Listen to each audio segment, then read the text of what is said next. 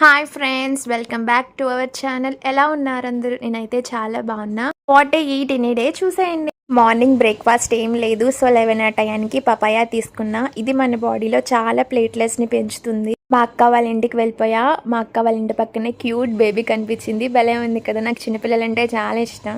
వాళ్ళతో ఆడుకోవడం కన్నా వాళ్ళని ఏడిపించడం అంటే నాకు భలే ఇష్టం. అక్క నేను రాగానే ఏం కావాలి దిలి అని అడుగుద్ది. మా అక్క సేమియా చాలా బాగా చేస్తుంది.